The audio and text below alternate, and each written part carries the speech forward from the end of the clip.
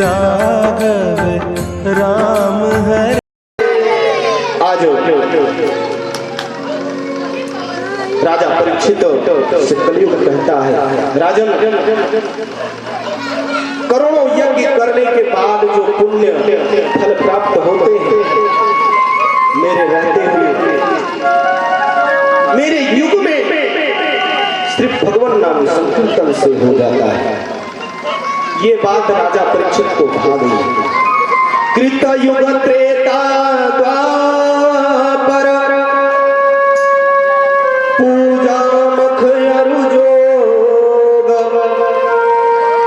जो गति हो से कल हरि नाम ते पावहि लोग। कृत युग, द्वापर युग, त्रेता युग में जो पूजा अनुष्ठान होता है ना, जो गति लोगों को प्राप्त होती है, वो गति कलयुग में सिर्फ भगवान नाम संकीर्तन से हो जाता है। कृत युग सब जोगी विज्ञानी करि हरि ध्यान तरहि भव ज्ञानी। कृत युग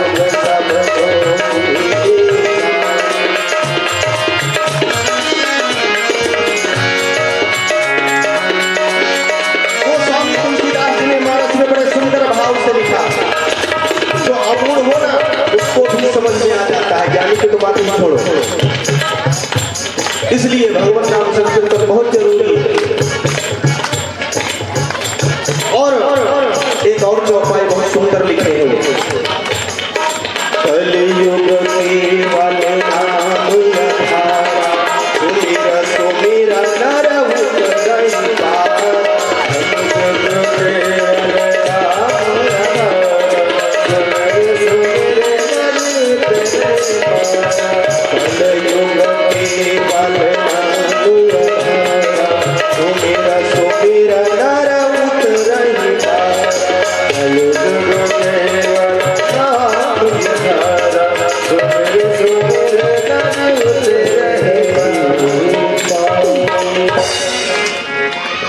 जैसे कलयुग ने ये शब्द कहा, राजा परीक्षित को ये बात दिमाग में बैठ जाती, उसकी बात प्रिय लगती। राजा परीक्षित ने तुरंत उसे अभय दान दे दिया, उसके प्राणों को छोड़ दिया। और राजा परीक्षित ने कहा, ठीक है, मैं तुम्हारे प्राणों को मैं छोड़ तो रहा हूं, लेकिन तुम सब जगह नहीं रह सकते। कलयुग ने कहा, राजन, तो आप ही बताओ मैं कहां रहूं। तब राजा परीक्षित ने कहा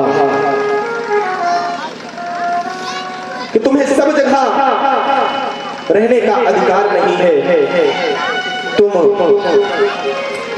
जहां जहां मैं बताऊंगा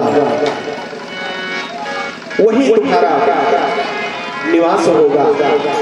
कलयुग ने कहा, ठीक है राजन, जहां जहां आप कहोगे मैं वही वही निवास करूंगा। होता क्या है बंधु, राजा परीक्षित ने कहा, प्रथम निवास मद्यपान। कलयुग का निवास कहां होता है? जहां मदिरा का पान होता है, वहां साक्षात कलयुग आके सर पे बैठ जाते हैं। पियो, बेचो, जुआ खेलो, मरी जाओ, यह होते ना। तो इसलिए आप सबसे निवेदन है कि जो जो मदिरा का पान करते हो, आज ही प्रण कर ले कि मैं अपने सर पर कलयुग को नहीं बिठाऊंगा। कम से कम कथा सुने आए हो तो नहीं कह जाओ, लेकिन ये हो ही नहीं पाए, सबसे तो ना हो पाए, जाते कसमों खा ले हैं, बाद में फिर जय नारायण। हो सके तो आप सबसे करबद्ध हो, मेरा प्रार्थना है कि मदिरा पान कभी मत करें, क्योंकि कलयुग का निवास वहां होता है।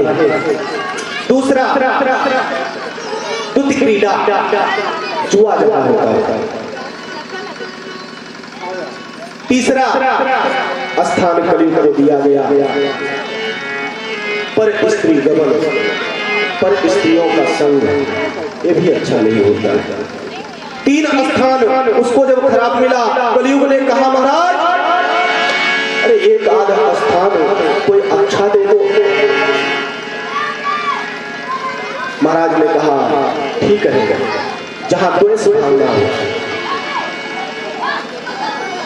वहां जाकर के निवास करो। कलयुग ने कहा महाराज ये तो चारों स्थान खराब है, कोई अच्छा स्थान दे दो। तब महाराज ने कहा ठीक है, जाओ मैं तुम्हें स्वर्ण में वास देता हूं, तुम्हारा एक स्थान स्वर्ण होगा। जैसे कलयुग से राजा परीक्षित ने कहा तुम्हारा वास स्वर्ण में होगा, आज कलयुग आनंदित हो जाता है, आनंद का उसका पारावार नहीं रहता, रोमांचित हो जाता है, बड़े हर्ष के साथ चरणों में कोटि कोटि प्रणाम करते हुए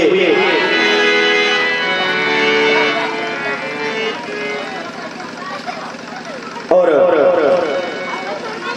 राजा परीक्षित वहां से निकल पड़ते हैं। आज वही कलयुग स्वर्ण में वास करता है। राजा परीक्षित स्वर्ण का आभूषण धारण करते हैं और एक दिन वन की तरफ प्रस्थान करते हैं। वन में काफी समय व्यतीत हो जाता है, भ्रमण करते करते उनको प्यास लग जाती है। वह कलयुग स्वर्ण में वास पा ही चुका था। होता क्या है बंधु, स्वर्ण का जो मुकुट था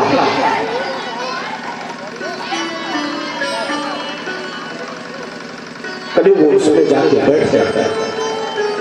राजा परीक्षित को प्यास लगा, प्यास से व्याकुल थे, उनको कहीं जल नहीं दिखाई पड़ा।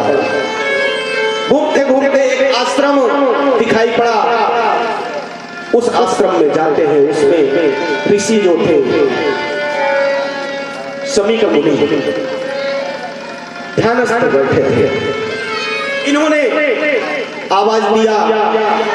उस आश्रम में जो बालक रहते थे सबके सब स्नान आदि के लिए बाहर गए हुए थे। समीक मुनि ध्यानस्थ भगवान के भजन में लीन थे। राजा परीक्षित ने बार बार जल को मांगा, लेकिन राजा परीक्षित के आवाज को किसी ने नहीं सुना। राजा परीक्षित कलयुग के प्रभाव से, क्योंकि कलयुग उनके स्वर्ण मुकुट में वास कर चुका था, आज उसके प्रभाव से होता क्या है बंधु, कलयुग की मति भंग हो जाती, राजा परीक्षित की मति भंग हो जाती है बंधु। राजा परीक्षित ने देखा आश्रम के इधर उधर एक मरा हुआ सर्प पड़ा था और उस सर्प को बाण के नोक से उठाते हैं और ऋषि को अपमानित करते हुए उनके गले में लपेट देते हैं। क्रोधाग्नि में जलते हुए राजा परीक्षित वहां से निकल पड़ते हैं। इतने में कुछ बालकों का आगमन होता है आश्रम में, जो वहां विद्या अध्ययन के लिए आश्रम में रहते थे। वो सब बालक आए तो देखे क्या, आश्रम से राजा परीक्षित निकले हैं और वहां जाते हैं तो देखते क्या है, जो गुरुजी थे उनके गला में मरा हुआ सर्प लटका था।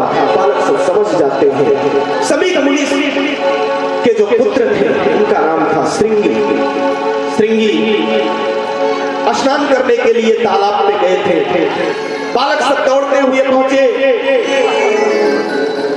श्रृंगी ऋषि से कहने लगे, अरे तुम यहाँ स्नान कर रहे हो, तुम्हारे पिता का राजा ने अपमान किया है, मरा हुआ सर्प गले में डाल दिया है। ये बात उनसे सहन नहीं हुई और जो पुत्र होता है ना, वो पिता का अपमान नहीं सहन कर सकता। तुरंत क्रोधित हो जाते हैं, तालाब से जल को लेते हैं हाथ में और अभिमंत्रित करके राजा को श्राप में डालते हैं। श्राप क्या, अरे परीक्षित,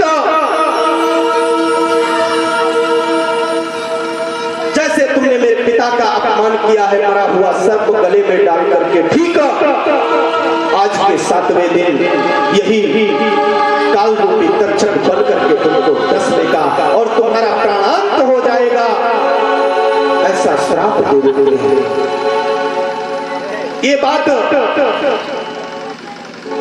समीक मुनि को पता चलता है। मुनि संत जन तो सदैव कृपालु दयालु होते ही हैं। आज जब उनको पता चला तुरंत राजा परीक्षित के यहाँ संदेशा भिजवा दिए। परीक्षित उधर बालक को अनेकानेक प्रकार से कहा, अरे बालक तुमने बहुत बड़ा भूल किया, तुमको ऐसा नहीं करना चाहिए, राजन को श्राप नहीं देना चाहिए, क्योंकि राजन धर्मनिष्ठ थे, राजा का कोई दोष नहीं था, ये सब कलयुग का ही कृत्य है। लेकिन ऋषि की वाणी मिथ्या कहां हो सकती है? श्राप हुआ तो होना ही है। राजन जैसे अपने नगर पहुंचते हैं, महल में प्रवेश करते हैं, स्वर्ण आभूषणों को उतारते हैं, उनको परम ध्यान आ जाता है, चिंतित हो जाते हैं। आज तक मैंने किसी ब्राह्मण ऋषि का अपमान नहीं किया था, कभी किसी गौ का तिरस्कार नहीं किया था, किसी को अपने दरवाजे पर अपमानित नहीं किया, और आज ये भूल मुझसे कैसे हो गया? भक्तों, होता क्या है, उधर ऋषि का संदेशा आ जाता है, राजन तुमको श्राप प्राप्त हो चुका है, और उस श्राप का प्रभाव ये है कि ठीक आज के 7वें दिन तुमको वही सर्प काल रूप तक्षक बन करके डस लेगा और तुम्हारा प्राणांत हो जाएगा। उसका उपाय अगर खोज सको तो खोजो। राजा परीक्षित को थोड़ा भी चिंता नहीं हुआ कि ठीक आज के 7वें दिन मुझे मरना है। उन्होंने विचार किया जब मरना ही है तो अब ये धन, ये राज्य, ये परिवार लेके मैं क्या करूंगा? अपने पुत्रों को बुलाते हैं, जन्मेजय इत्यादि को, राज्य अभिषेक करते हैं और वहां से निकल पड़ते हैं। आज की कथा का विश्राम यहीं पे किया जाता है।